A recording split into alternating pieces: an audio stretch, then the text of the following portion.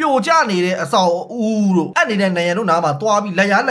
တွားဆက်စုတာမလုပ်ကြပါနဲ့လို့နော်တကယ်တက်တိနားလေတဲ့ကဲဆယ်ရေးတွေတက်တိနားလေလူကြီးတွေကနေပြီးတော့ကဲဆယ်တာတွေဒီဟာတွေကိုဘယ်လိုလုပ်ရမလဲဆိုတော့သူတို့လုပ်ပါလိမ့်မယ်လို့နော်မင်းတို့တွားလုပ်မယ်ဆိုရင်အနေရရှိပါတယ်လို့နော်အဲ့ဒါအဓိကပြောချင်တဲ့အချက်လေးပါငရင်လှုပ်ပြီးတဲ့အချိန်ဆိုရင်တဲ့မိမိကိုယ်တိုင်နဲ့တခြားသူများထိခိုက်ပြက်ရှမိခြင်းများရှိမရှိစစ်ဆေးပါတဲ့ရှင်းဦးပြုစုခြင်းလိုအပ်ပါစီမံဆောင်ရွက်ပါတဲ့ကျက်စစ်မီဂျိုများရေပိုက်များလောင်စာစီတုံးလောင်ကန်များကိုစစ်ဆေးပါတဲ့ပျက်စီးမှုရှိပါကဖြတ်တောက်ပါပိတ်ထားပါရှုဖနက်ဒါမှမဟုတ်လက်ရှိဖနက်များစီးပြီးတော့တင့်ရဲ့6တော့အားမှန်ကွဲစာများမစူးအောင်ကာကွယ်ပါတဲ့ပေါက်ပြဲ၍လျှက်စစ်စီးနေတော့ဝါယာကျိုးများကိုသတိထားပါတဲ့လျှက်စစ်ဌာနကိုဓာတ်အားဖြတ်တောက်ပေးရဲ့အကြောင်းကြားပါတဲ့ပင်လယ်အနီးကိုတွားရောက်ခြင်းမပြုပါနဲ့တဲ့နော်ငရင်လှုပ်ပြီးွားရင်ဆူနာမီရေတိုင်းဖြစ်ပေါ်နိုင်ပါတယ်တဲ့နော်